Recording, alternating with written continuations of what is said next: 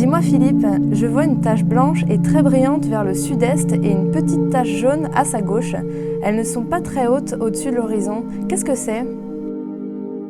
La tache blanche, c'est la planète Jupiter. Et à côté, c'est Saturne. Mais dis-moi, c'est quoi une planète ? Les planètes sont des corps qui tournent autour du Soleil. Dans le système solaire, on trouve 8 planètes. Les petites rocheuses proches du Soleil, Mercure, Vénus, la Terre et Mars, et loin du Soleil, les géantes gazeuses, Jupiter, Saturne, Uranus et Neptune. Des planètes rocheuses, tu dis, et donc elles ont un sol, ça veut dire qu'on peut marcher dessus ? Oui, mais ce n'est pas si simple.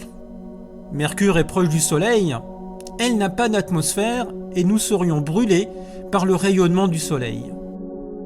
Vénus possède une atmosphère, mais constituée de gaz carbonique, elle est irrespirable. De plus, elle garde la chaleur, il fait 480 degrés. Mars est plus loin, il fait en moyenne moins 70 degrés et l'atmosphère n'est pas respirable. Moins 70 degrés ? Pourtant, on dit qu'un jour on ira sur Mars. En effet, mais il faudra construire des bases martiennes avec les mêmes conditions que sur la Terre. Et donc tu parlais de planètes gazeuses. On pourra y aller en vacances aussi ? Et non. Déjà, elles sont très loin et elles n'ont pas de sol, car ce sont des boules de gaz liquides. On pourrait presque dire des planètes molles. Et Uranus et Neptune sont tellement loin du Soleil que l'intérieur est peut-être même glacé. Mais alors dis-moi, c'est quoi ces cailloux entre Mars et Jupiter ? Ce sont les astéroïdes.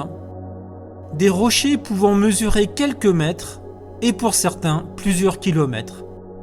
Ils sont regroupés dans cette région que l'on appelle la ceinture d'astéroïdes.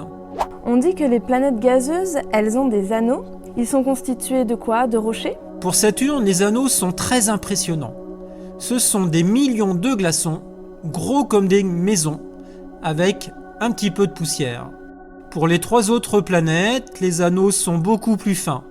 Ils sont peut-être constitués de poussière et de glace.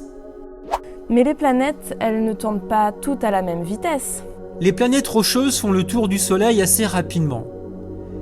88 jours pour Mercure, soit presque 3 mois, 224 jours pour Vénus, et 687 jours pour Mars, soit un peu moins de 2 ans.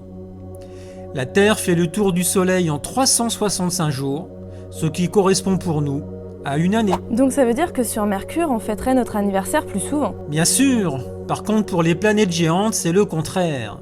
Jupiter fait le tour du Soleil en 12 ans, Saturne en 29 ans, Uranus 84 ans et Neptune 164 ans. J'ai entendu parler des comètes aussi. Qu'est-ce que c'est ? Ce sont des boules de neige qui mesurent quelques kilomètres et qui tournent elles aussi autour du Soleil.